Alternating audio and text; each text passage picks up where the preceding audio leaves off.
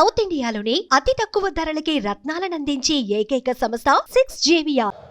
ఒక్కొక్కరిని కలిసి వాళ్ళకైనా సమస్యలుంటే మేము పరిష్కరిస్తున్నాం. అంతేకాదు మన అధినేత చంద్రబాబు నాయుడు గారు కానీ నేను జిల్లాకు వచ్చినప్పుడు ప్రభుత్వ కార్యక్రమానికి వెళ్ళే ముందల ఆనాడు మేము ఇచ్చిన హామీ మేరకు ముందల ఉత్తమ కార్యకర్తలు కలిసిన తర్వాతనే ప్రభుత్వ కార్యక్రమాలకి మేము వెళ్తాం జరుగుతుంది. నేను సీనియర్ని జూనియర్ని సమానం గౌరవిస్తా, కానీ పనిచేసే వాళ్ళని ప్రోత్సహిస్తా. ప్రతి కార్యక్రమంలో కార్యకర్తలు భాగస్వామ్యం అవ్వాలి, కలిసికట్టుగా పనిచేయాలి. మన చేస్తున్న సంక్షేమ అభివృద్ధి కార్యక్రమాలు ప్రజల్లోకి తీసుకురావాల్సిన అవసరం చాలా ఉంది. ఇక్కడున్న ఎంతోమంది మన అధ్యక్షుడు వారు చంద్రబాబు నాయుడు గారిని కలిశారు, నన్ను కూడా కలిశారు. పాదయాత్రలో లక్షలాది మంది నాతో ఏకంగా ఫోటోలు దిగారు. ఈ సభాముఖంగా వైకాపా కార్యకర్తలు ఆలోచించమంటున్నా, ఏనాడైనా మీ నాయకుడు మిమ్మల్ని కలిశాడా? ఏనాడైనా మీ నాయకుడు మీతో ఫోటో దిగారా? అధికారంలో ఎందుకో ఇప్పుడు ప్రతిపక్షంలో కూడా తాడేపల్లి కొంపకెళ్తే no entry, palace doors closed అని చెప్పే పరిస్థితికి వచ్చారు. గౌరవ ముఖ్యమంత్రి చంద్రబాబు నాయుడు గారు, గౌరవ ఉప ముఖ్యమంత్రి పవన్ అన్న కలిసి రాష్ట్రాన్ని అన్ని రకాలుగా అభివృద్ధి చేస్తున్నారు. గౌరవ ప్రధానమంత్రి గారు రాష్ట్రానికి పూర్తిగా సహకారం అందిస్తున్నారు. ఏకంగా ఆంధ్ర రాష్ట్ర ప్రజలు కోరిన అన్ని కోరికలు ఈరోజు గౌరవ ప్రధానమంత్రి గారు తీర్చుతున్నారు. దానికి కారణం ఒకటే, మొన్న జరిగిన ఎన్నికల్లో 25 స్థానాల్లో ఎప్పుడైతే కూటమి పార్లమెంట్ 25 స్థానాల్లో కూటమి ఎప్పుడైతే 21 స్థానాలు గెలిచిందో, ఎస్ ఆంధ్ర రాష్ట్రం ఇప్పుడు ఎన్డీఏ వెనకుంది, ఆంధ్ర రాష్ట్రం ఎన్డీఏకి కట్టుబడి ఉంది. అందుకే ఆంధ్ర రాష్ట్రానికి నేను అన్నీ చేస్తానని అడుగు వేశారు మన గౌరవ ప్రధానమంత్రి నరేంద్ర మోడీ గారు. ఇప్పుడు మనం చేయాల్సింది ఒకటి ఉంది, ప్రజలకు దగ్గర అవ్వాలి. అహంకారం ఈగో పక్కన పెట్టుకోవాలి. అహంకారం ఉంటే ఏమవుతుందో మనందరం చూసాం. 151 సీట్లు ఏమైంది? 151 సీట్లు ఏమైంది? 11 అయ్యాయి.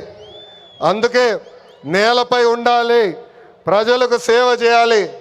అధికారంలో ఉన్న ప్రతిపక్షంలో ఉన్నట్టు మనం అందరం వ్యవహరించాలి. చిన్న కుటుంబంలోనే సమస్యలు ఉంటాయి. 3 పార్టీలు కలిసినప్పుడు చిన్న సమస్యలు రావటం సహజమే. ఈగోలు పక్కన పెట్టండి, అందరం కలిసి పనిచేద్దాం. విడాకులు, మిస్ఫైర్లు, క్రాస్ ఫైర్లు ఎట్టి పరిస్థితుల్లో జరిగేదానికి లేదని ఈ సభాముఖ కార్యకర్తలందరికీ నేను తెలుపుతున్నా. ఈ మహానాడు వేదికగా ఒక ముఖ్యమైన విషయం ఆంధ్ర రాష్ట్ర ప్రజలకి నేను చెప్పదలుచుకున్నా. ప్రభుత్వ కొనసాగింపు చాలా అవసరం. ఒక రాష్ట్రం అభివృద్ధి చెందాలంటే ప్రభుత్వం కొనసాగించాల్సిన అవసరం చాలా ముఖ్యం. 2014లో కట్టుబట్టలతో మన ప్రయాణం ప్రారంభించాం.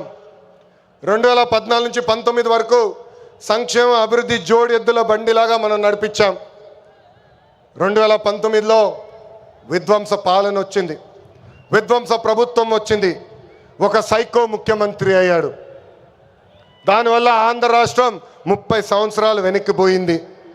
ఆంధ్ర రాష్ట్రం చాలా ఇబ్బంది పడింది. ఒక్కసారి ఆంధ్ర రాష్ట్ర ప్రజలు ఆలోచించాలా. గుజరాత్లో బీజేపీ వరుసగా 7 సార్లు గెలిచింది. ప్రభుత్వ కొనసాగింపు వల్ల ఈరోజు గుజరాత్లో అన్ని రంగాల్లో వాళ్ళు అగ్రస్థానంలో ఉన్నారు. అంతెందుకు, మొన్నటి వరకు మన వెనకాల ఉన్న ఒరిస్సా రాష్ట్రంలో కూడా బిజు జనతాదళ్ వరుసగా 5 సార్లు గెలిచింది. ప్రభుత్వ కొనసాగింపు వలన వాళ్ళు కూడా కొన్ని రంగాల్లో ఆంధ్ర రాష్ట్రాన్ని దాటి ముందరికెళ్ళే పరిస్థితి. ఉమ్మడి రాష్ట్రంలో తెలుగుదేశం పార్టీ ఒకసారి వరుసగా గెలిచింది. మనందరం చూసాం ఆనాడు ఆంధ్ర రాష్ట్రం ఎలా అభివృద్ధి చెందిందో. అందుకే ప్రభుత్వ కొనసాగింపు చాలా ముఖ్యం. దీని గురించి రాష్ట్ర ప్రజలు అందరికీ తెలియజేయాల్సిన బాధ్యత ప్రతి పసుపు సైనికుడి పైన ఉందని ఈ సభాముఖంగా కోరుకుంటున్నా. ప్రభుత్వ కొనసాగింపు ఉంటేనే పెట్టుబడులు వస్తాయి, పెట్టుబడులు వస్తేనే నిరుద్యోగ యువకులకి పెద్ద ఎత్తున ఉద్యోగాలు కల్పించే అవకాశం మనందరికీ దక్కుతుంది. నేను ఈరోజు దేవుని గడప సాక్షిగా రాయలసీమ ప్రజల్ని కొన్ని ప్రశ్నలు అడగాలనుకుంటున్నా. రెడీనా? తల్లిని చెల్లిని మెడబట్టుకుని బయటికి గెంటేసింది ఎవరు? సొంత బాబాయిని లేపేసింది ఎవరు? జే బ్రాండ్లు అమ్మి పేదల రక్తం దాగింది ఎవరు? బల్ల కింద ఉన్న ఎర్ర బటన్ నొక్కి ప్రజల్ని బాధింది ఎవరు? అందరూ ఎర్ర బుక్కు అని ఏడుస్తున్నారు. ఎందుకయ్యా అంత ఏడుపు? నేను ఆనాడు చెప్పింది ఏంటి?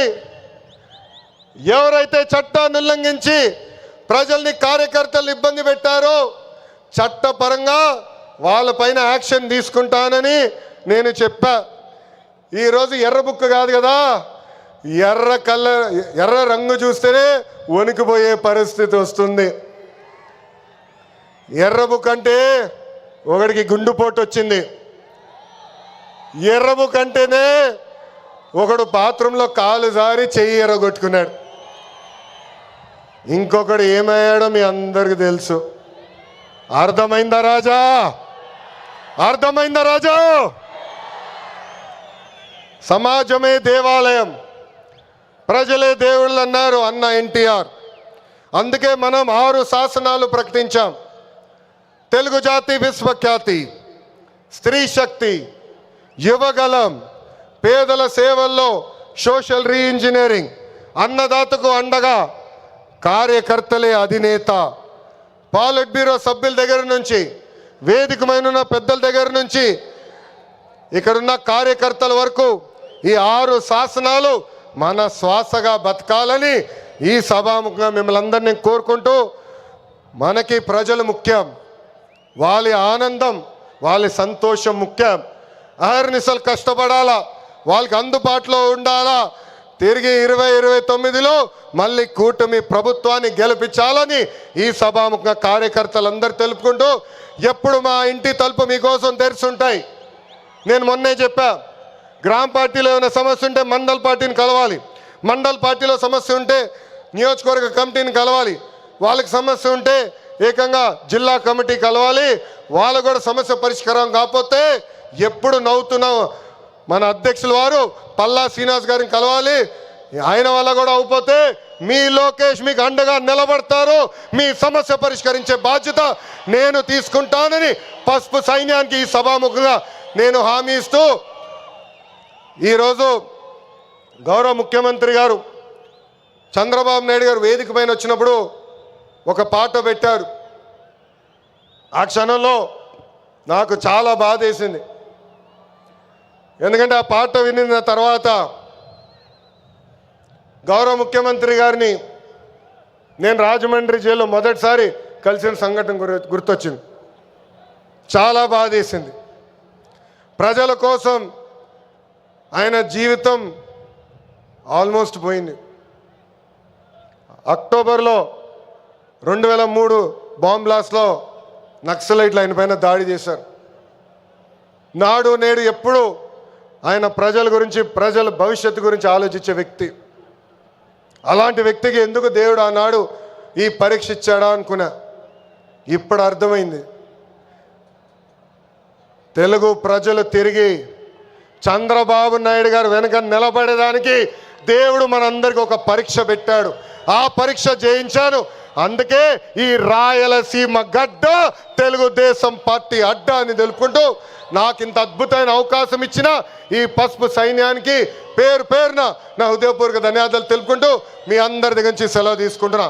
సుమన్ టీవీలో మీ పర్సనల్ అండ్ బిజినెస్ ప్రమోషన్స్ కోసం కింది నెంబర్కి కాంటాక్ట్ చేయండి.